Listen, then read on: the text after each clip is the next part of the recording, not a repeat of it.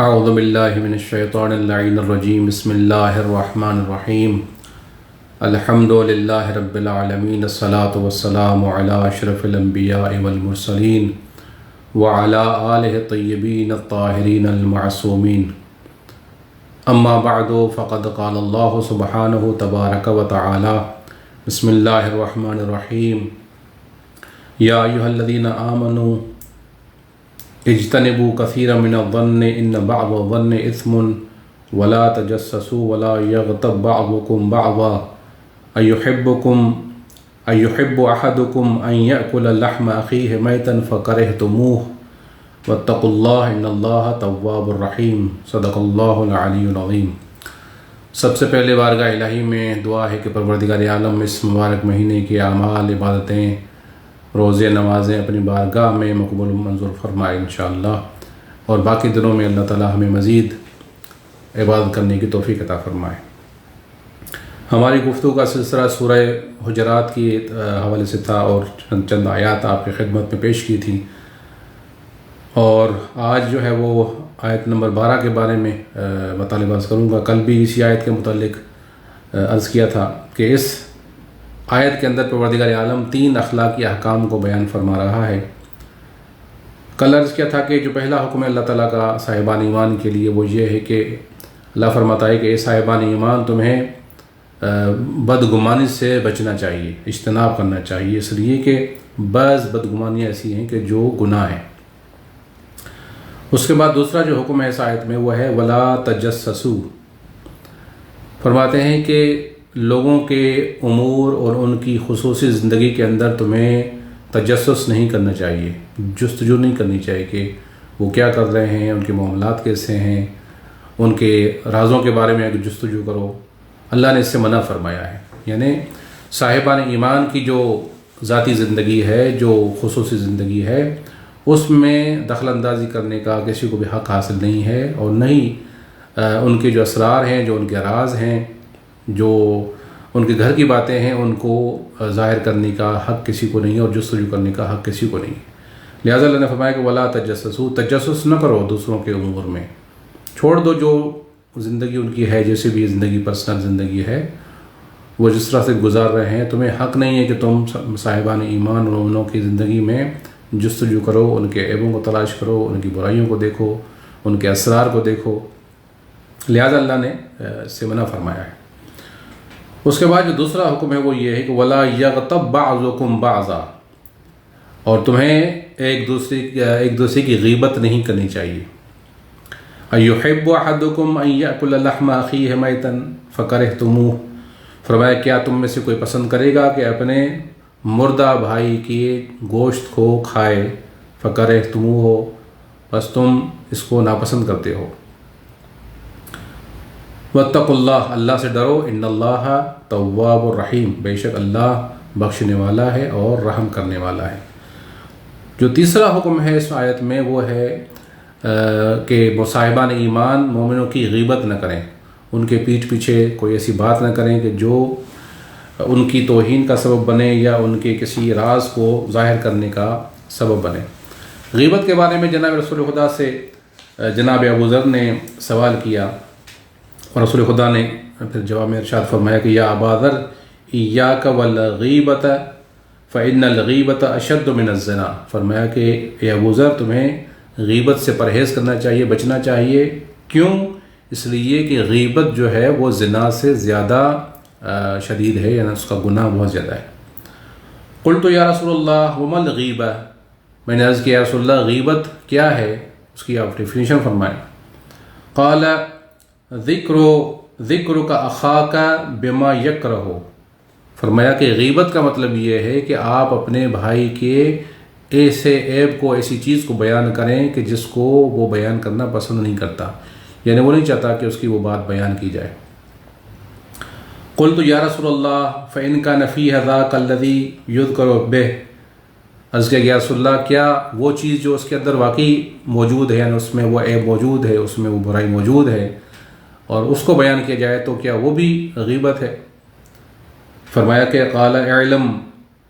انک اعلم انک اذا ذکرتہ بما هو فیہ فقد اغتبتہ، فرمایا کہ اگر وہ چیز، وہ برائی جو اس کے اندر موجود ہے اور وہ پسند نہیں کرتا اس کو بیان کرنا، فرمایا کہ اگر جو چیز اس کے اندر موجود ہے اور تم نے وہ بیان کی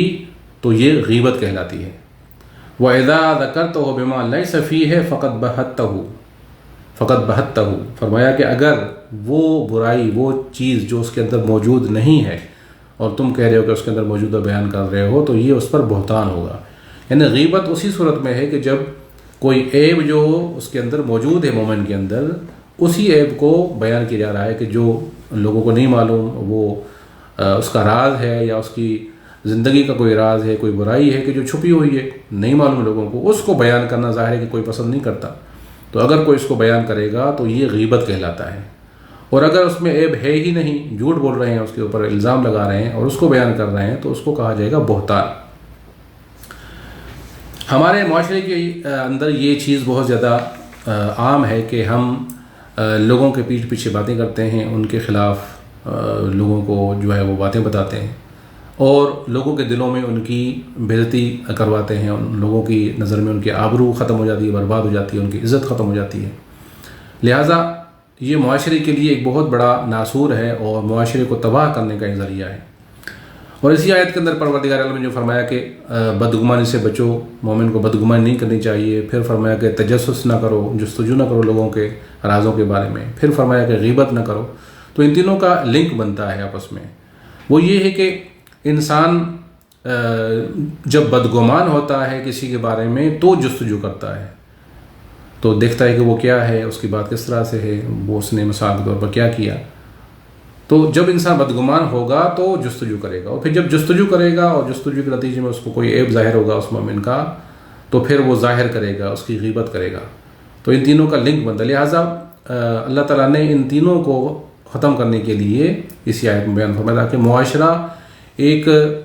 محفوظ معاشرہ ہو، ایک پرامن معاشرہ ہو، جس میں لوگوں کی عزتیں، لوگوں کی آبرو محفوظ ہوں اور کسی میں جرأت نہ ہو کہ وہ لوگوں کی آبرو سے کھیلے اور ان کی آبرو کو ختم کرے اور برباد کرے۔ لہٰذا یہ جو امور جن سے منع کیا پروردگار عالم نے، یہ ہمارے معاشرے کے لیے، ہمارے ایک بہتر معاشرے کے لیے، پرامن معاشرے کے لیے، ایک اچھی فضا کے لیے یہ ضروری ہے کہ ہم ان پر عمل کریں۔ اور اگر ہم عمل نہیں کریں گے تو یقیناً ہمارے معاشرے میں اس کے نتائج ہم دیکھ رہے ہیں۔ لوگ ایک دوسرے کی اگر عیب نہیں چھپاتے اور ظاہر کرتے ہیں تو لوگوں کی عزتیں، آبروئیں برباد ہو جاتی ہیں، لوگوں کے درمیان اختلافات پیدا ہوتے ہیں اور بڑے مسائل پیدا ہوتے ہیں، تو اللہ تعالیٰ نے اس سے منع فرمایا ہے۔ ایک حدیث میں جناب رسول خدا صلی اللہ علیہ وسلم فرماتے ہیں کہ مررت اللیلۃ اسری بی علی قوم، میں جب معراج پہ گیا تھا تو میں ایک قوم سے گزرا کہ یخمشون وجوہہم باظفارہم، اپنے چہروں کو وہ اپنے ناخنوں سے نوچ رہے تھے۔ فقلت یا جبرائیل، میں نے جبرائیل سے سوال کیا من ہؤلاء، یہ کون ہیں کہ جو اپنے ناخنوں سے اپنے چہروں کو نوچ رہے ہیں، گوشت کو نوچ رہے ہیں۔ فقال ہؤلاء الذین یغتابون الناس ویقعون فی اعراضہم، فرمایا کہ یہ وہ لوگ ہیں کہ جو لوگوں کی غیبت کرتے ہیں اور لوگوں کی عزت و آبرو کو برباد کرتے ہیں۔ ایک حدیث میں جناب رسول خدا سے بھی مروی ہے، آپ نے فرمایا کہ الغیبۃ اشد من الزنا، فرمایا کہ غیبت جو ہے وہ زنا سے زیادہ سخت ہے، زیادہ اس کا گناہ ہے۔ قیل وکیف، عرض کیا گیا یا رسول اللہ یہ کیسے کہ زنا سے زیادہ غیبت کا گناہ ہے اور اس سے زیادہ شدید ہے؟ قال، تو آپ نے فرمایا کہ الرجل یزنی ثم یتوب فیتوب اللہ علیہ، اگر کوئی انسان زنا کرتا ہے اور توبہ کرتا ہے خدا کی بارگاہ میں تو اللہ تعالیٰ اس کی توبہ کو قبول کر لیتا ہے۔ وَإِن صَاحِبَ الْغِیبَةِ لَا يُغْفَرُ لَهُ حَتَّى يَغْفِرَ لَهُ صَاحِبُهُ،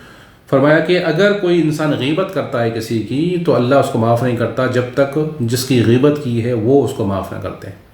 لہٰذا خدا متعال مستقل طور پر اس کی غیبت کو معاف نہیں کرے گا جب تک وہ شخص معاف نہ کرے جس کی غیبت کی، جس کی آبرو ریزی کی ہے، جس کی جو ہے وہ جس کے عیب کو چلا ہے اور لوگوں کو بتایا ہے۔ تو لہٰذا اسے پتہ چلتا ہے کہ غیبت جو ہے وہ ایک سخت جو ہے وہ گناہ ہے۔ ایک اور حدیث میں آپ نے ارشاد فرمایا کہ من اغتاب مسلما او مسلمۃ لم يقبل اللہ صلاتہ ولا صیامہ 40 یوما ولیلہ، الا ان یغفر لہ صاحبہ، فرمایا کہ اگر کوئی شخص انسان کسی مومن مسلمان کی غیبت کرتا ہے تو پروردگار عالم اس کی نمازوں کو اور اس کے روزوں کو 40 دن تک قبول نہیں کرتا. یعنی وہ نماز پڑھے گا لیکن اللہ قبول نہیں کرے گا، روزہ رکھے گا اللہ قبول نہیں کرے گا، یہاں تک کہ جس کی غیبت کی ہے وہ اس کو معاف نہ کر دے. یعنی معاف اسی صورت میں کرے گا جب اس سے جا کر معافی مانگے گا. لیکن ہم تو غیبت کرتے ہیں لوگوں کی، کسی کو نہیں بتاتے، اس سے معافی نہیں مانگتے. لیکن پیغمبر فرماتے ہیں کہ جب تک معافی نہیں لے گا تب تک اس کی جو ہے نا وہ اعمال بارگاہ الہی میں 40 دن اور رات تک قبول نہیں ہوں گے. تو یہ وہ خطرات ہیں اس عمل بد کے کہ جس کے بارے میں قرآن مجید نے ہمیں منع فرمایا ہے. اور اگر ہم اپنے معاشرے کو پاک کرنا چاہتے ہیں، ایک پرامن معاشرہ بنانا چاہتے ہیں، تو اس کے لیے ضروری ہے کہ ہم ان احکامات پر عمل کریں، ان برائیوں سے بچیں اور اپنے معاشرے کو محفوظ کریں، پرامن بنائیں تاکہ ہم بھی پرسکون زندگی بسر کر سکیں اور دوسرے بھی اسی معاشرے کے اندر ایک پرسکون زندگی گزار سکیں. دعا کرتے ہیں پروردگار عالم